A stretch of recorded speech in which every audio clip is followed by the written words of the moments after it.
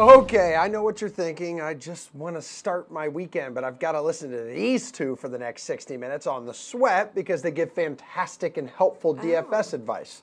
And to that, we'd say yes and no. Yes, this show helps you make money. No, it's not us giving the advice. We are fantastic, though, because for the advice part, though, we do turn to these guys, Matt LaMarca of the Action Network and DFS expert Jeff Eisenband.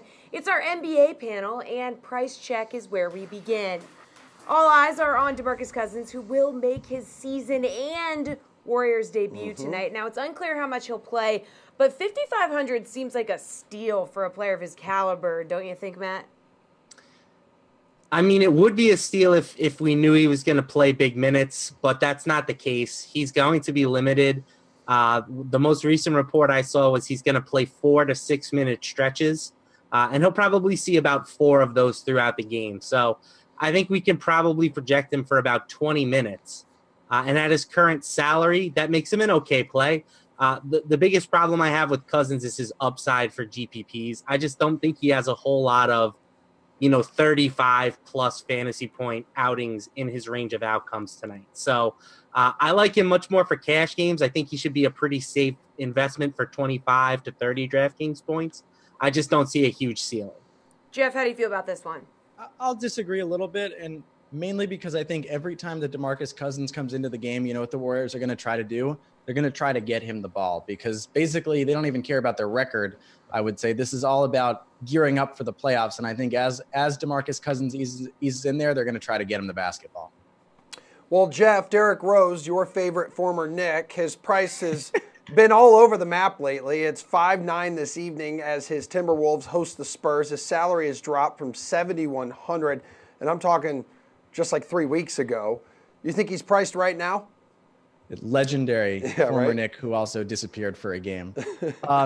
I would say that is the right price because of two sides. There, Tyus Jones, it looks like, will probably be out. Thanks to Steve Buchanan for putting that in the DK Live app. But with Jeff Teague in the lineup, you just can't pay what you were paying for Derrick Rose when Jeff Teague was out of the lineup. So I think that's a fair price. All right, Matt, is it a fair price in your eyes? I agree it's fair. If anything, it's a little too cheap. He's averaged 1.14 DraftKings points per minute over the past month. He probably won't see 30 minutes in this game, but he should see close to it. So I think that makes him pretty good at 5,900. The one thing I disagree with is giving Steve Buchanan credit. His head's already big enough. He was giving Steve Buchanan credit, but also the DK Live app. Yes, the DK Live app, which is very important. I'm fine with the props for the app. It's a great app. It's a balance. It is a great app. All right, guys. Julius Randle's finally looking like a top 10 draft pick since joining forces with the Pelicans. How do you feel about his price of 7.5 tonight, Matt? I don't like it. I think it's a little bit too high. He didn't play very many minutes in his last game. Now, granted, that was against the Warriors, which is a pretty bad matchup for him. They want to play fast, and Randle isn't exactly an up and down the court type of guy. He should see a few more minutes today, but ultimately the days of him playing, 30-plus minutes are over now that Nikola Mirotic is getting back closer to full strength. I think he returns more to like a 26-minute kind of role. And with that in mind, I think he's a little bit too expensive right now. Jeff, he's 7.5. Is that too much in your eyes? Yeah, I mean, on a normal night, that's fine with me. But against the Portland Trailblazers, who are a good defensive team, I don't like it. And as Matt mentioned, Nikola Mirotic is coming back, and he might actually be the better play. He's a few $100s less, I believe. All right, Jeff, you need to pay attention here. Al Horford's last 4 fantasy point performances, 13, 40, 16, and 39. That seems like a... Yeah, it's a hard guy to figure out right now. He'll cost you $6K tonight. What makes you think he's worth it? Well, I actually don't. But I'll say this. Al Horford, the consummate pro, usually I might like this price. The problem is he's playing against Memphis, great rebounding team, Marc Gasol, and his old Gator buddy, Joakim Noah down there. I just don't trust Horford to get enough rebounds. A couple guys who won some national championships with the Gators down in Gainesville. What do you think? Is he worth it, in your opinion, Matt? I think it's a fair price. Going off the zigzag theory you presented, he's due for another game in the teens. But I do think $6K is about as low as you're going to see for Horford. I think, he's probably a pretty safe investment for around 30 DK points on most nights. Again, this is kind of similar to my thought process on Cousins. I just don't think he has the explosion game in him tonight, considering the matchup against Memphis. Hey. Shout out to Reed Prowler for the Gator jump. Ooh. There he is. Oh, show my flying Hawaiian some love. Real quick, though, Matt, you mentioned Cousins. Do you think that his debut tonight will have an impact, maybe a negative impact, on any of the other guys on the Warriors team? Yeah, I actually wrote an article about this. I think that the biggest person who's going to be affected is Klay Thompson. If you look at how Steve Kerr has been staggering the rotations recently, he's been playing Curry and Durant together for large stretches. And the second unit, when those guys are sitting, is more than likely going to be Cousins, Klay Thompson, and Draymond Green. So I think that Cousins becomes the offensive focal point of that unit. That means a few less shot attempts for Thompson. And for a guy that gets all of his value on his ability to score, that's obviously going to be a huge negative for him. All right, Jeff, I'd like to get your thoughts on this as well. What do you think? Well, I was just thinking DeMarcus Cousins actually averaged 6.1 three-point attempts per game last year. So if we think about the new Splash brother that might be in town, that's a legitimate concern for the other Warriors that DeMarcus Cousins may be taking three-point shots from them. Warriors beware. All right, you two need to hang tight. We need you for Tears of Joy, which is coming up. But first, it's a historical edition of Chase or Fade with the NFL guys. Phillip Rivers is 37, but just like the man he lost to in the AFC's divisional round, Tom Brady, he's getting better with age. Well, maybe not, but he did have a great 2018, won more games than he had in a decade, put up a 32-12 touchdown to interception ratio, 4,300 yards, and he tied the best ever passer rating that he has had in his career. The QB ranked top 8 in the league in those categories. And good news, Chargers fans, there is a better chance of the romantic Rivers bringing another child into the world than retiring anytime soon. Bolts GM Tom Telesco was asked about Rivers' future since he's entering the final year of his contract, base salary of $11 million, and of course he's getting older, but he proudly said, "I can tell you, he's not going anywhere." Telesco added, there haven't been conversations about a potential extension, not yet, but he made it clear he sees Rivers playing in Los Angeles beyond 2019. Don't get cute with me, I don't mean for the Rams. We've got the Friday feels, folks. Indeed we do. TGIF and whatnot. You know, what so better way? Yeah, I know, I am. And what better way to kick off Friday than by going quad box? So let's bring in our NFL panel. DK Live's Reed Fowler, Steve Buchanan, Jeff Ulrich, and Pierce Dietrich. All right, Chase or Fade is where we are starting. This is a special Will History Repeat Itself edition. Ooh, so do you agree or disagree that what happened in the regular season will happen in the championship round meetings? I'm picking up what you're enough. putting down. Hopefully these four are.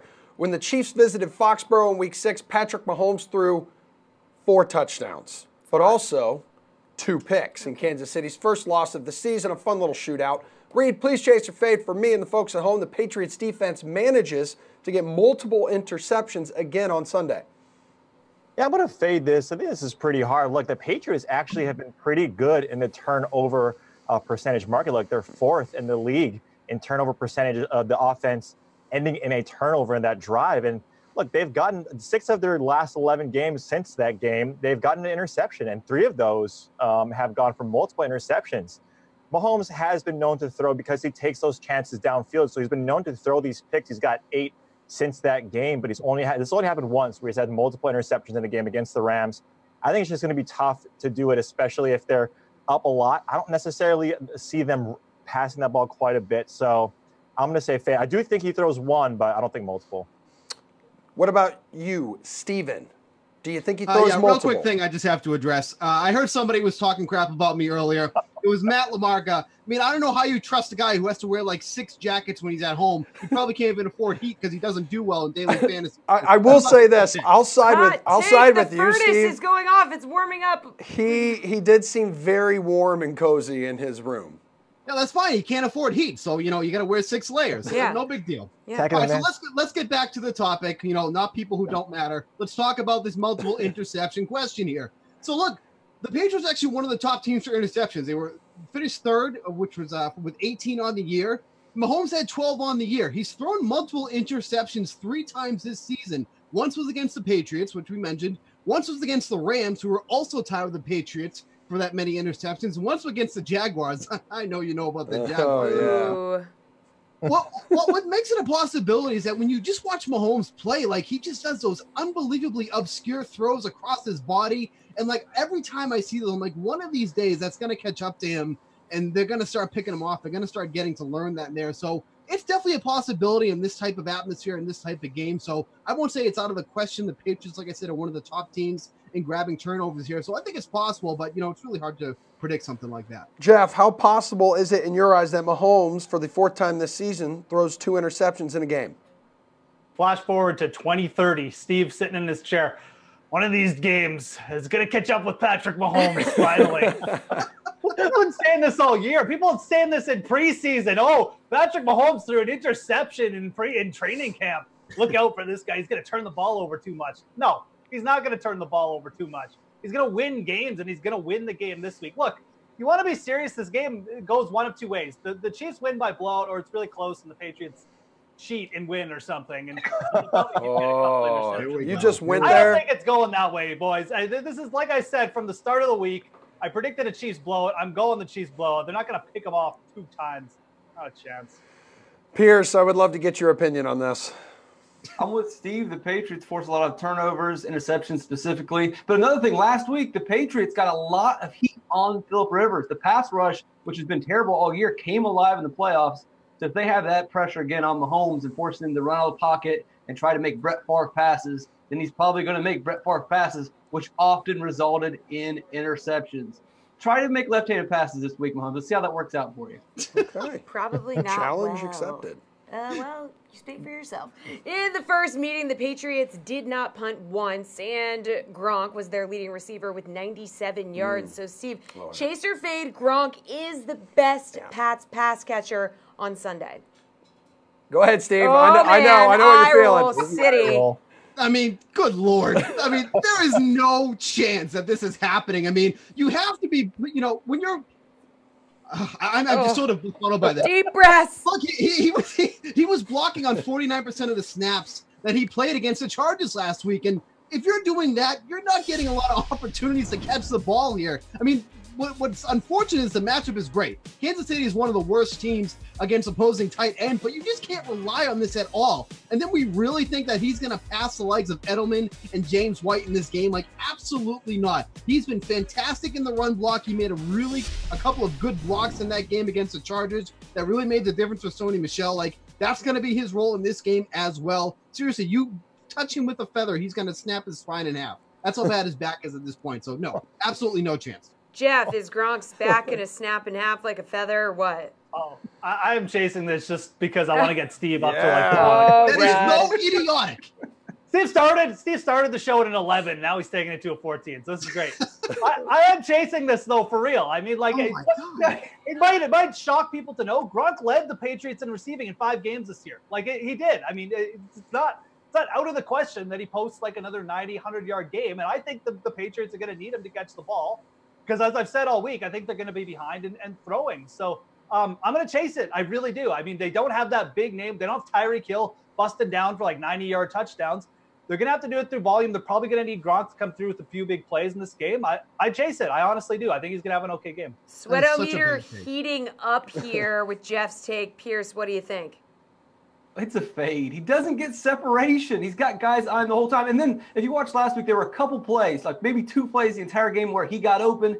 Well, there's no telling that Tom Brady's going to throw him the ball. He's got other receivers. It's not like it used to be. Now, maybe you're crazy like Jeff and you want to chase. The only possible thing that I can think of for chasing is, as we mentioned yesterday, it's going to be a full moon. I know we talked about full moons a lot, and I believe during that full moon game in 2017, Gronk had a pretty good game. So maybe he's like a werewolf or something. He definitely has werewolf characteristics. Yeah. But what are we doing here? What is this segment? Steve, what is going on? Steve, there's going to be a blood moon. We don't know what could happen. The lunar eclipse. I get it, Pierce. I get it. I might not be back for later. I'm just letting you know. Just be prepared for that. Reed, do you agree with this? Are you chasing or fading that Gronk's going to have a huge game and that he might be a werewolf? Now, to Jeff's point, like Gronk doesn't necessarily. I mean, he does have a chance, and sort of taking on Steve's points there. I mean, he had to block in that game because the Chargers have a really good defense. Kansas City is not the same, right? I don't think he needs to be blocking as much as he's doing and doing it well. Kansas City, great matchup, but I'm ultimately siding with Steve here. As the best pass catcher on this team, no, it's going to be Edelman or James White. We can rattle off how many targets Edelman averages in the postseason, just in general. This guy's double-digit target share, and just the sheer volume that he's going to be able to get. And James White is in a smash spot as well. So I get it. I get the argument for Gronk, and he's cheap, right? Especially in this 4-game slate. But no way. All right, let's go to the NFC Championship now. When the Saints handed the Rams their first loss of the campaign back in Week 9, Michael Thomas absolutely shredded the LA defense, racking up more than 200 yards and a touchdown. Jeff, chase or fade, Thomas has another 200-yard game. I'm really glad he came to me first, just so people know that I'm absolutely crazy, because I'm going to fade this. I'm going to think Michael Thomas might actually be an interesting fade just for DFS purposes this week. Look, Aqib Talib is back. The Rams defense is healthy. They've got some players that they didn't have in the first matchup. And Aqib Talib is not someone who's going to let someone else drop 200 yards on him. Like, he just won't do it. He might take 5 pass interference penalties. He's not going to let Michael Thomas drop 200 yards. So I definitely fade this. I think he might even be able to hold Thomas under 100 yards and just force someone like Ted Ginn, Traquan Smith to beat him. So I fade Michael Thomas this week. Obviously, if you're making like 100 lineups, you might want to put him in a couple, but I think he makes for an interesting fade, especially on the main slate. I mean, 200 yards is a big number. I don't think you're that crazy for fading it, but Pierce, are you crazy enough to fade it? Yeah, 200 yards from anyone in any situation, I'm probably going to fade. And especially with Talib back, I just don't see it happening. He's going to get some action against Marcus Peters, who's not very good anymore, but he's not going to match up against him enough to get to 200 yards. He may get to 100 yards. Last week, we saw Amari Cooper have a decent game, but that wasn't even against Peters or against Talib. He got matched up against the free safeties when he did the damage. And I don't think that's going to happen. I don't think the Rams are going to put a free safety. I don't even think they should put Marcus Peters on. Just leave Talib on him, shut him down. Reed, what do you think? And maybe are you siding with Jeff that Thomas might not even hit 100 yards? I think he gets over 100. This guy, in his short career in the postseason, is averaging 13 targets, over 120 yards. So I think he gets over that triple-digit mark. But again, fading 200 as well with these guys.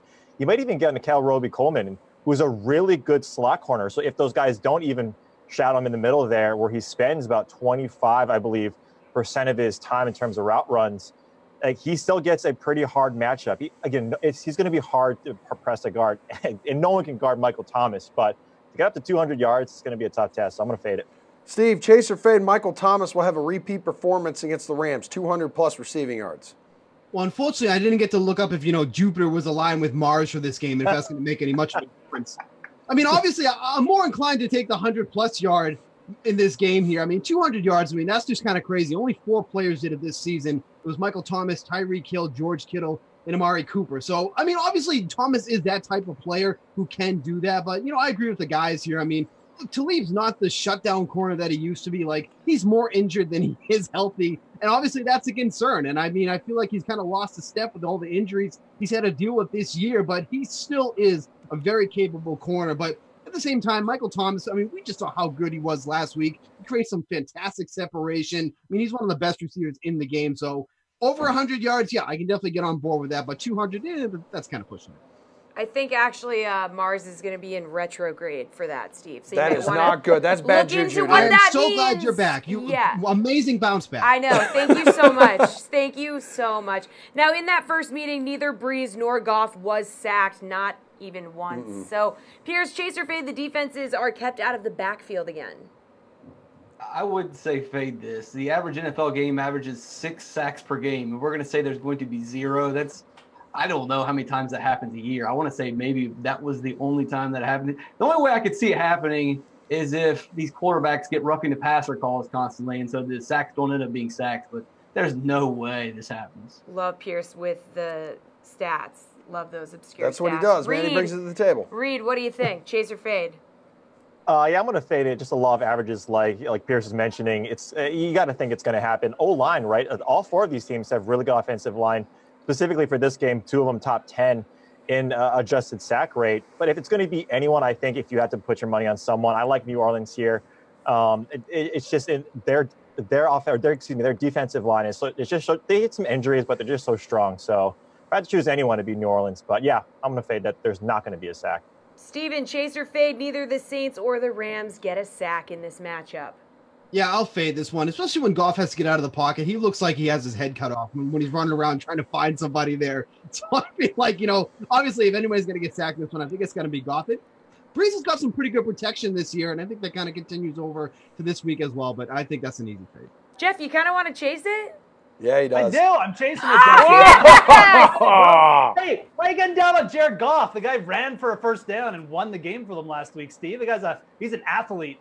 Look, it's not as crazy as it sounds. Both of these teams have basically 2 number 1 running backs. They like to run the ball. They have top offensive lines, and they get the ball out quick. Like there's a reason there was no sacks in the first game because both offenses are really good at not holding on to the ball, running the ball. I could see it happening again. At the very least, I will definitely take under 3 sacks in this game. I think that's actually like a very solid bet to take if it's out there. All right. Hot take Jeff city. living on the edge today. I like it. Thanks for the history lesson, fellas. We'll talk to you again later on in this program. Yeah, we definitely will. But we got to talk what first? NBA panel. We're going to have them back right after a preview of tonight's slate. We love that. Yes, we do.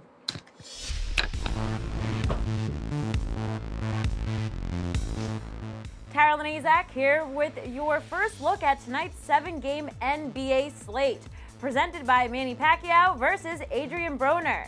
2 of boxing's biggest stars in one explosive fight this Saturday, January 19th, live on pay-per-view.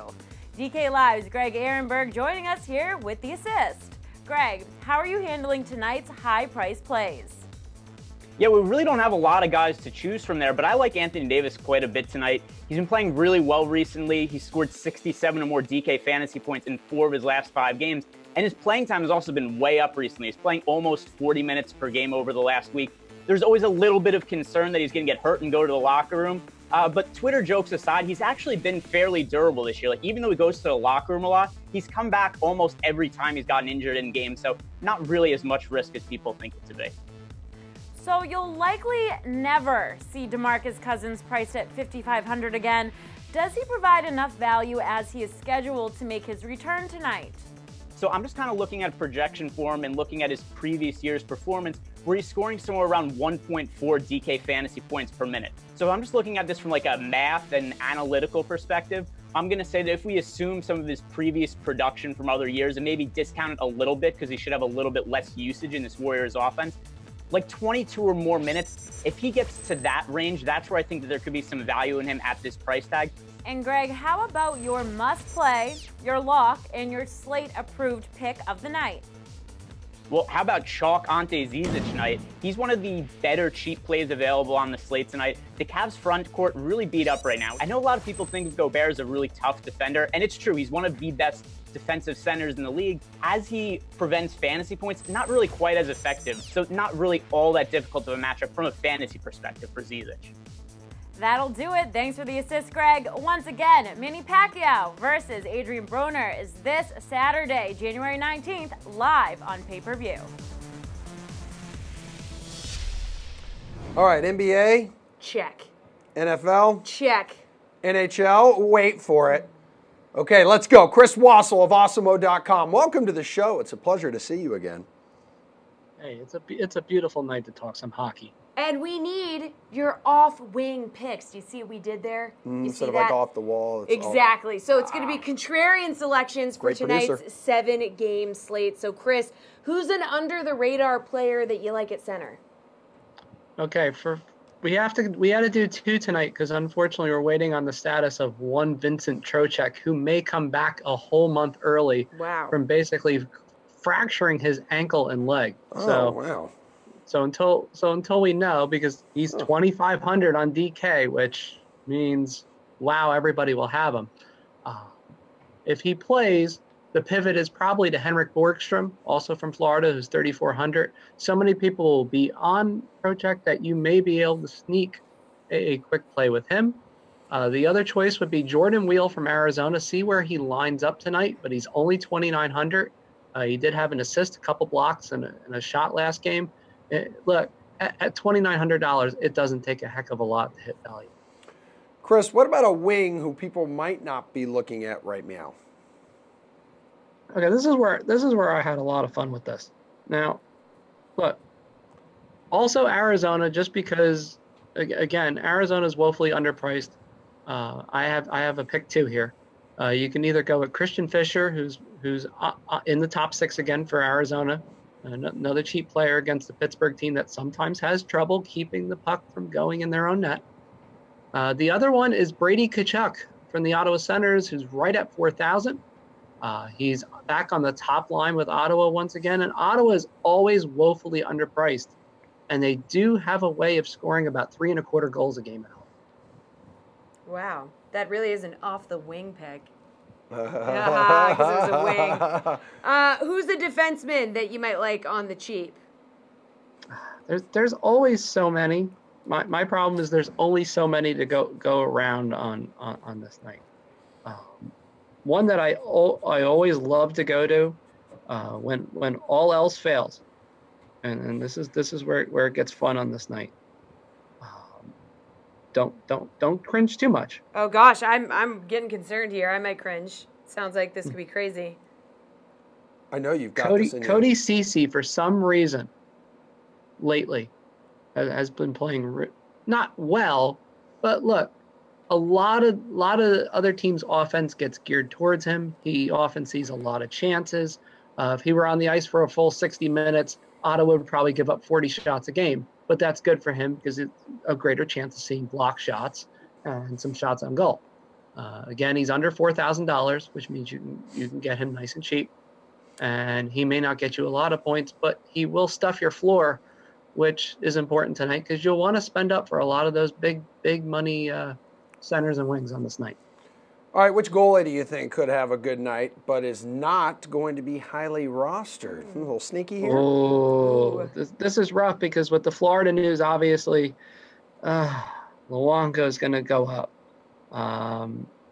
Carolina being such a chalky pick, Mrazek's ownership's going to be up. Braden Holtby saying, "I am the goalie," basically, in practice this morning. Again, his will be up. This might be a night to see who starts for the Islanders because, look, 7,700 is not terrible for either goalie.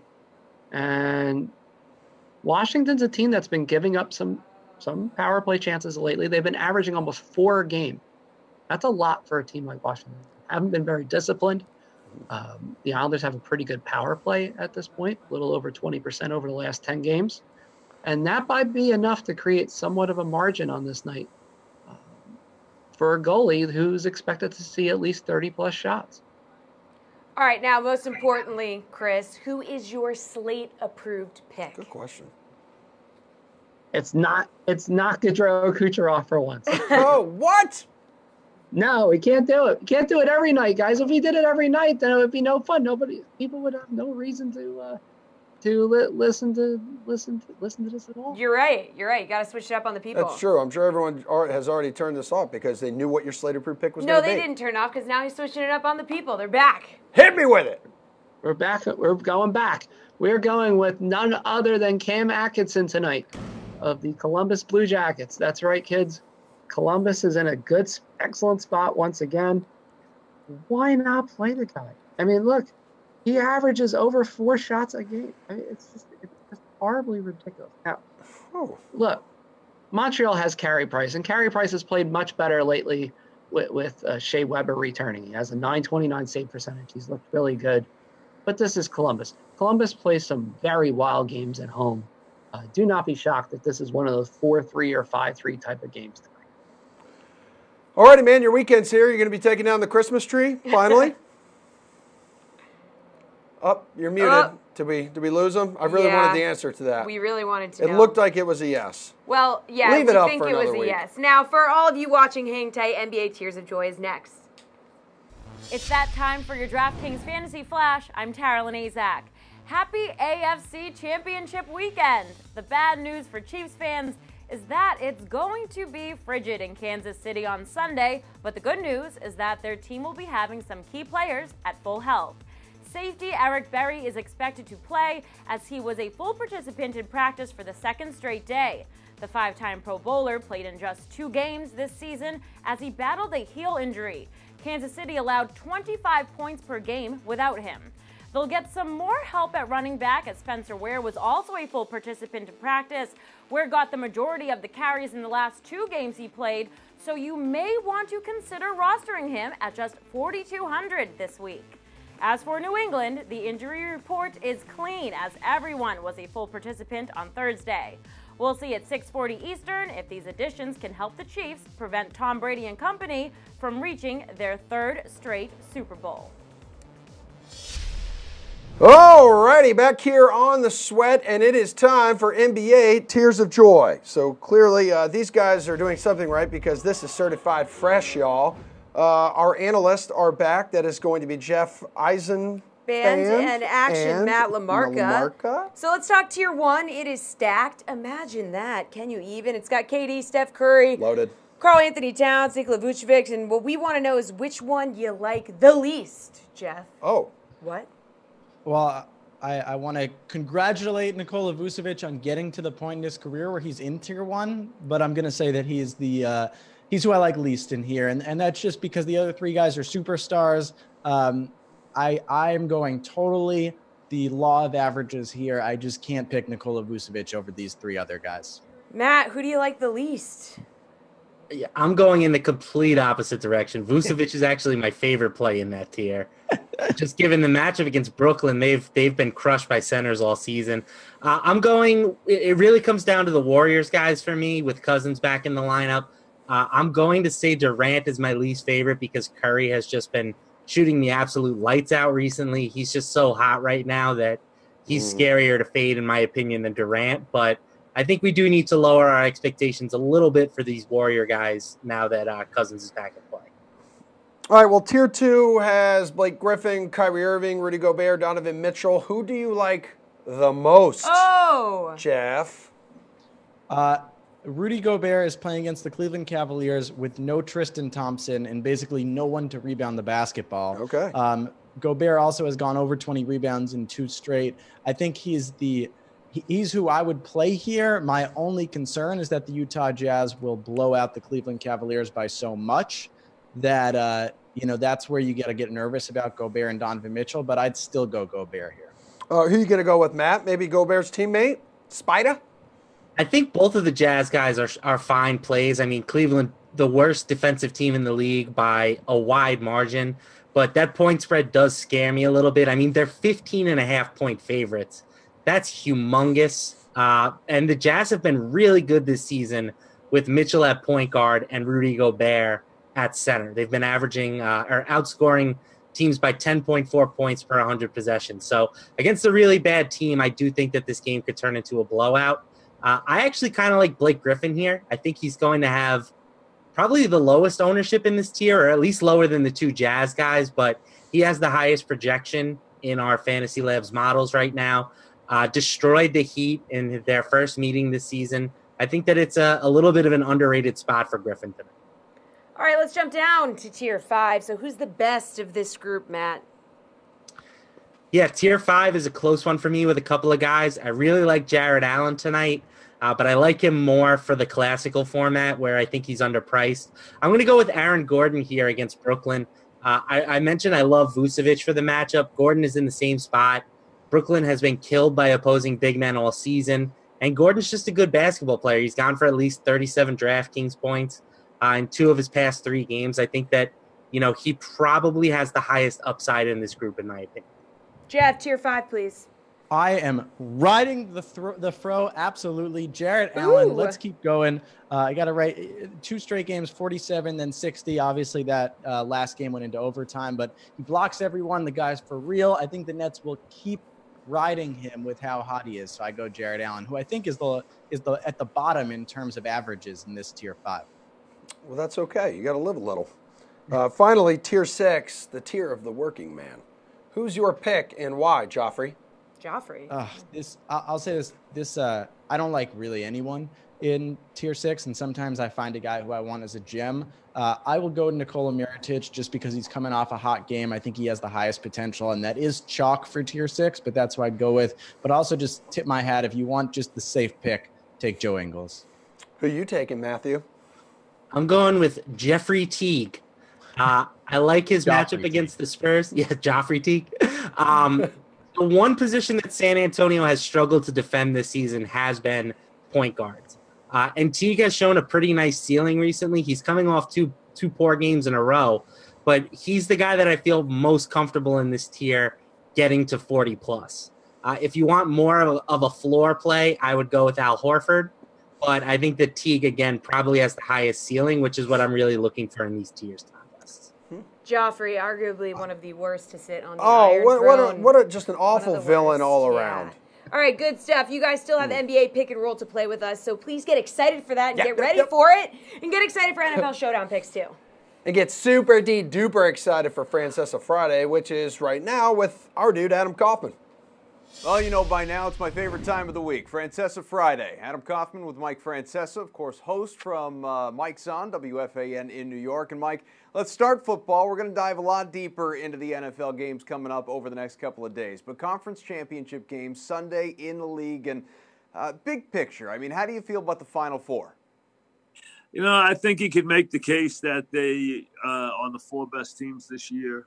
Clearly, three of the four. I would say Saints were a little up and down. The other three played very, very well. Both the Chiefs and the Pats were played, I thought, the best they played all season.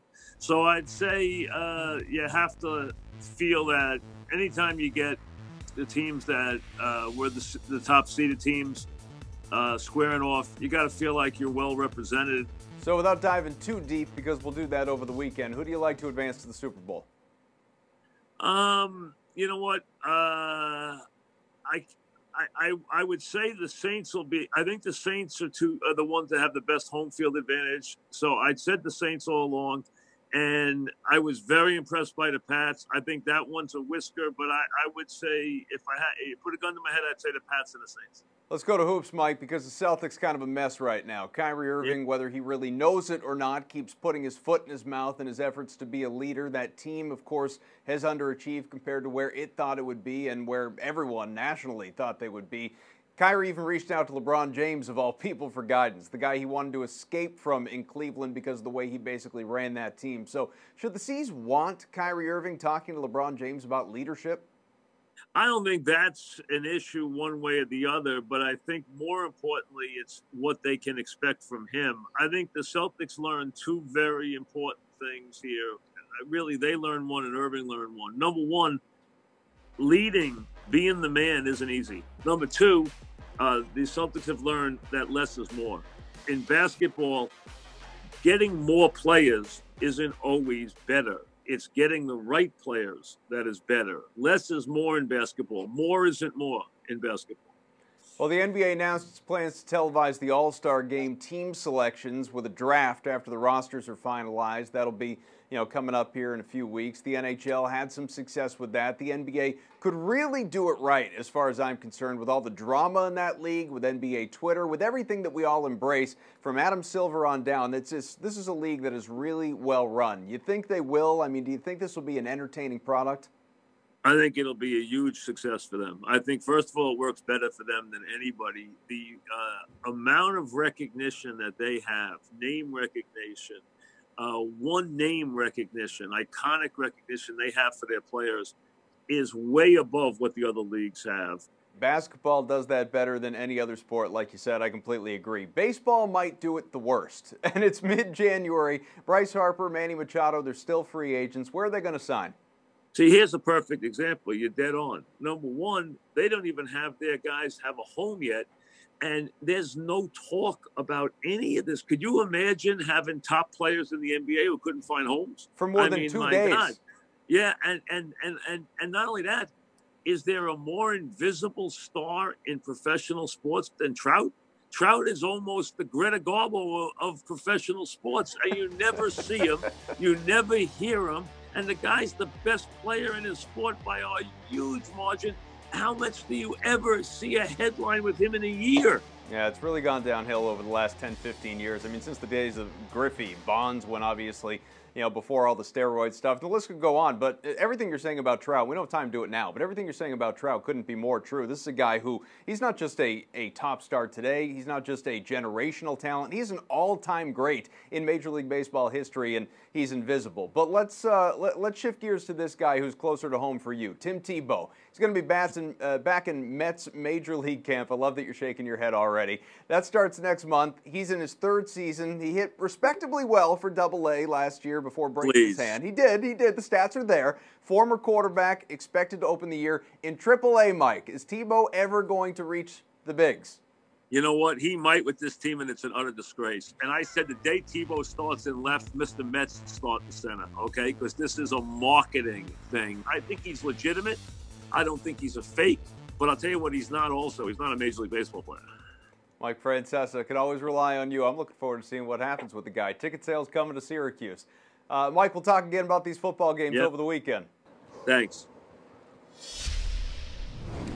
Last time you're going to see these pretty faces until Tuesday. No, not us. It's our NFL panel consisting of not one, not two, not three, but 4 DK Live dudes. Reed, Steve, Jeff, Pierce. It's conference championship weekend in the NFL, but you guys knew that already, of course. So we have 2 showdown contests and need your help making the picks. So for the Rams-Saints game, who would you play at captain, Steve? Yeah, for me, it's going to be Robert Woods at 12,000. Look, I think overall, captaining any of the Rams receivers is a bit of a risky proposition because really either one of them can go off. I mean, we've seen it numerous times this season, but his matchup against P.J. Williams out of the slot is just such an enticing one. I mean, he is just so bad. He's abysmal on the field. I don't know what he does in coverage, and I put that in air quotes when he's out there, but it just got torched against the Eagles last week, allowed 3 catches on 6 targets, 57 yards, and a touchdown. That's like a typical game for him. So if he's going to be facing Woods, who averages about 6 catches per game, then yeah, I think that's a really good spot to use him here this week. Reed, your captain for the Rams-Saints game, please. Yeah, double down on Robert Woods there. And even if this game goes to a defensive battle, which I don't think it does, we saw what Woods was able to do against Chicago in that low-scoring game. 13 targets, 7 catches, and 61 yards, and he got us 13 DK fantasy points. So with that safe floor, and this guy's only hit single digits twice all season, one of them coming from that first game of the season. And since then, he's only had one other one, it's been under double digit. This guy is sort of the quintessential safe floor. And if this game, to Steve's point, if this game goes high too, he's got an amazing matchup against P.J. Williams. And he's always a guy that is part of the game plan. When Gurley and Goff have good games, he has positive success correlation as well. So he's just part of this offense, not as boom bust as a guy like Cooks and some of these other guys like Reynolds. So yeah, give me Woods. Jeff, who are you going with? Troy Aikman make those picks for you guys, or what? You guys, the Troy Aikman fan club there. Look, I mean, Robert Woods is a great player. I mean, in all seriousness, he plays out of the slot a lot. The Saints might put Eli Apple on him, which concerns me a little bit.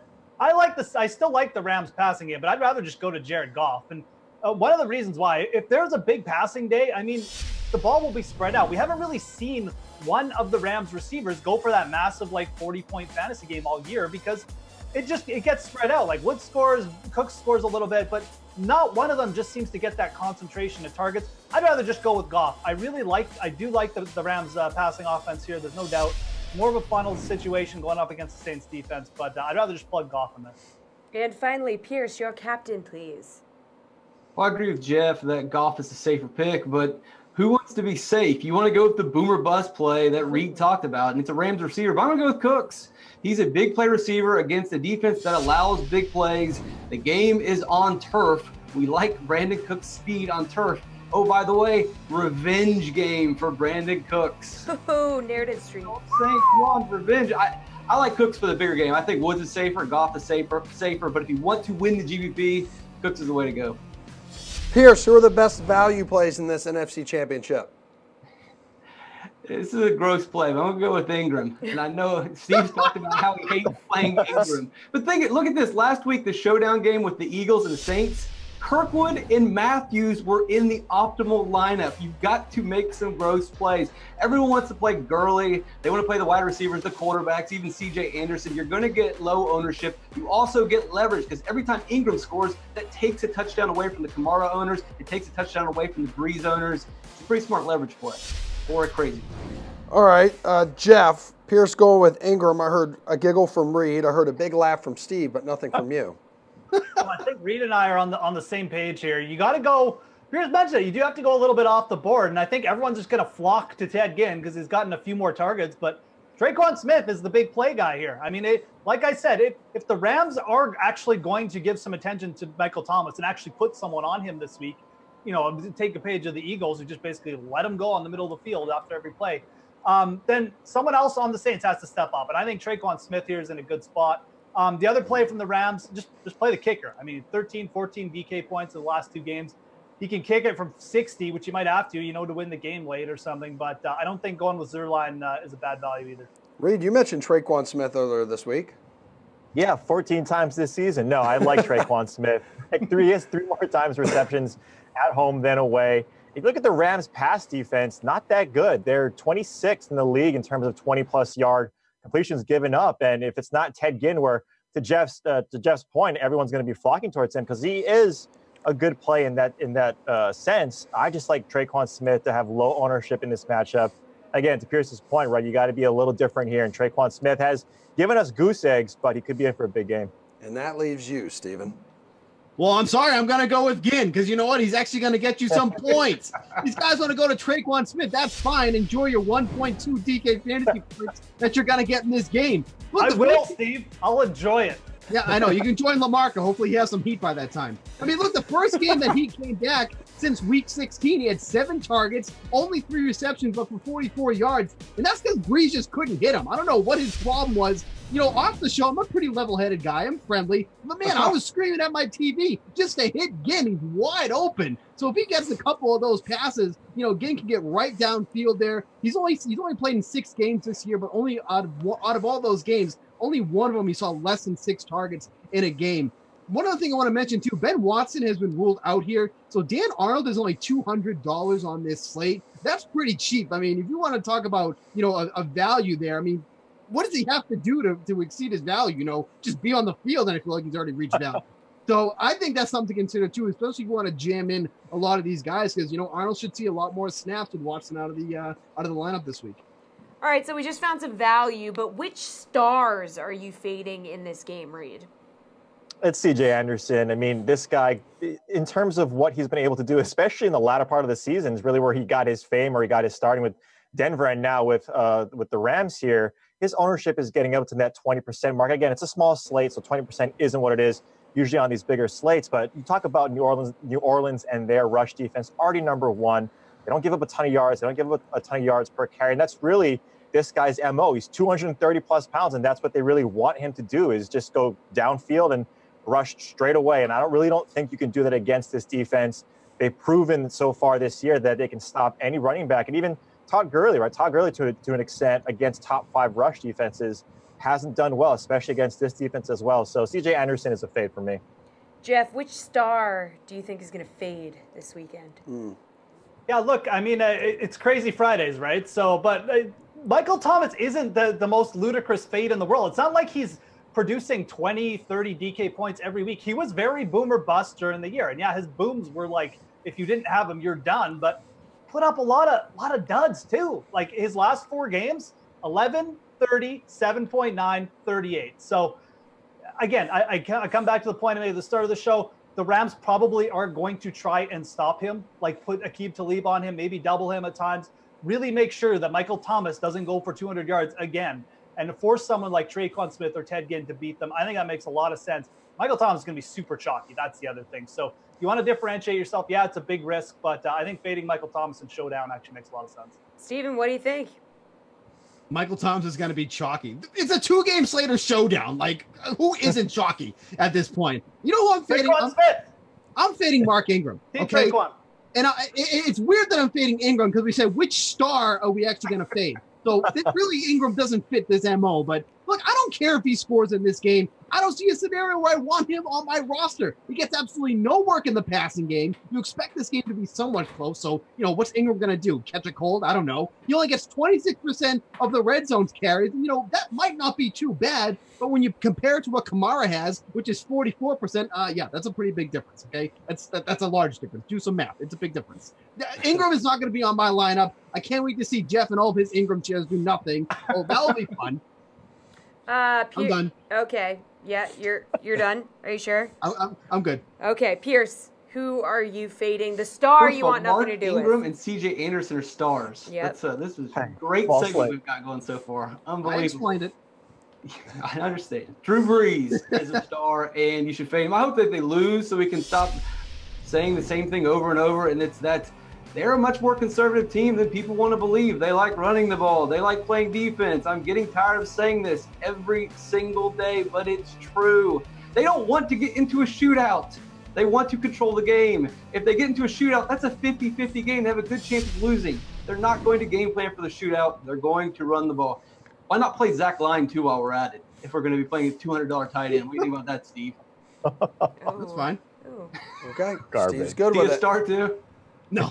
Gentlemen, please, let's move over to the AFC side. The Chiefs hosting the Patriots, who will finally end their 364-day conference championship game drought. It's been so many years. Who do you like at captain here, Jeff?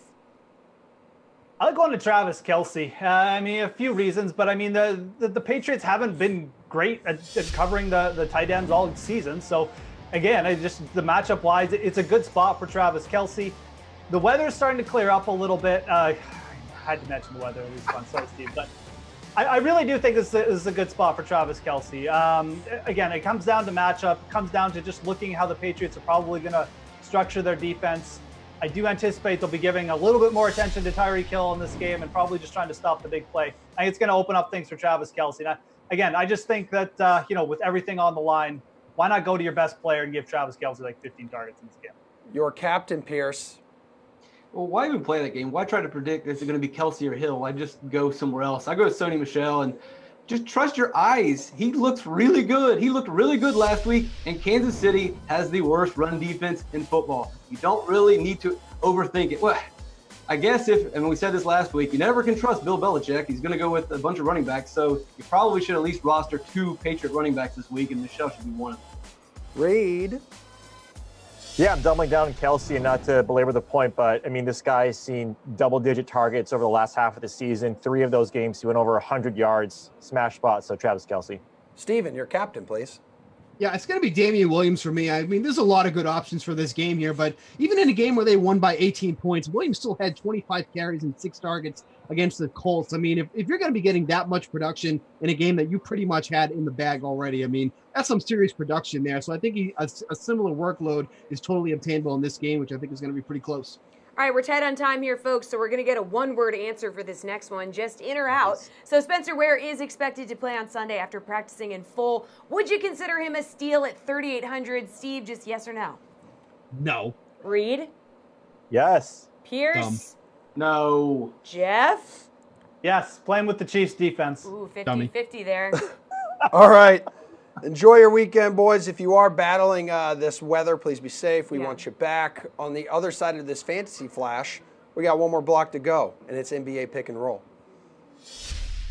What's going on, everyone? I'm Tara Lanazak, and with your DraftKings Fantasy Flash. We have just 5 days remaining in the fan vote for the 2019 NBA All-Star Game. And surprisingly, back-to-back Finals MVP Kevin Durant and reigning league MVP James Harden remain outside of the Western Conference starting 5. Durant is having another big year, but he's not getting as many votes as LeBron James, Paul George, or even rookie Luka Doncic, which leaves KD out of the starting 5 for the first time since 2015. James Harden has been electric this season, leading the league in scoring by a wide margin, but the voters still aren't voting for him as much as they are for Derrick Rose, who's having a nice comeback season, or All-Star staple Steph Curry. We will have to see come January 24th who the All-Star starters and captains will be, because it is more than likely we will see some fresh NBA faces in the mix this year. Alrighty, final block of the show, and we're talking basketball with our NBA panel back for one more go-around. So Matt LaMarca from the Action Network and DFS expert Jeff Eisenband. We are playing NBA Pick and Roll, a teammates edition. So to put this incredibly simply, which of these pairs of teammates would you rather roster tonight? Okay. The Nets are sneaky decent this year, by the way, currently holding down the 6th seed in the East, facing the Magic tonight. Matt, would you rather roster Jared Allen, 6,100, or Spencer Dinwiddie, who's $400 cheaper? Yeah, this one's easy. I think Jeff kind of alluded to it earlier. The play here is Jared Allen. I know Dinwiddie is coming off of a huge game, but that was really the first time he's been fantasy relevant in a while. Meanwhile, Allen has seen at least 33 minutes in each of his past 2 games, and he's averaging 1.16 DraftKings points per minute over the past month. So as long as he's going to continue to play, a healthy amount of minutes, he's going to look like a major value at 6,100. I feel really comfortable playing him tonight. All right, Jeff, just remind everyone again why you are going with Allen. Well, Dinwiddie's a little bit of a trap pick. He's coming off this 52 DFS point performance. He was in the teens before that with the Nets. You just never know if it's going to be Dinwiddie, D'Angelo Russell, or even Shabazz Napier has been getting some minutes recently. But Jared Allen, they are riding Jared Allen. He's more than just a guy who blocks superstars. He rebounds, he scores. They like what they have in him. I think that his price is only going to go up as we keep going on in the season. All right, let's look at the Spurs, who have DeMar DeRozan at 7,800 and LaMarcus Aldridge at 7,600 tonight when they face the Timberwolves. So, Jeff, which one of these guys do you like more?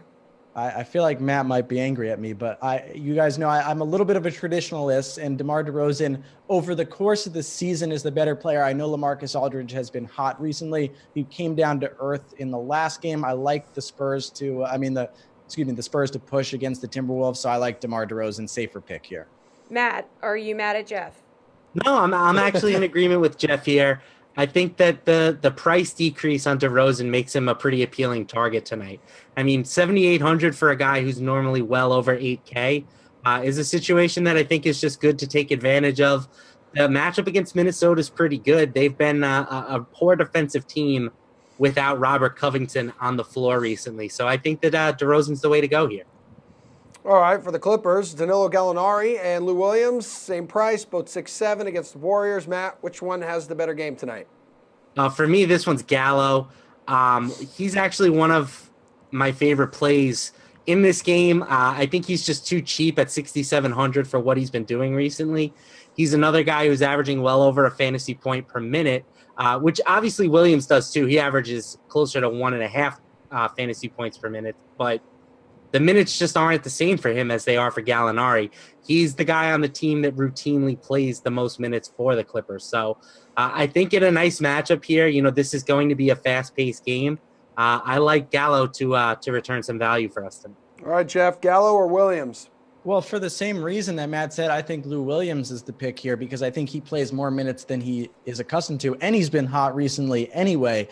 When you play the Golden State Warriors, you have to score to keep up. This can't be a slow-paced game. I think we see more Lou Williams minutes in the backcourt, and for that reason, I go Williams.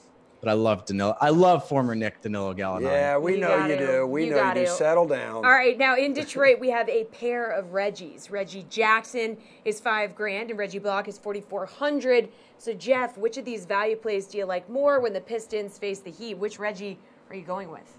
I was back and forth, and then I said to myself, wait, Reggie Bullock's $600 cheaper, so go Reggie Bullock.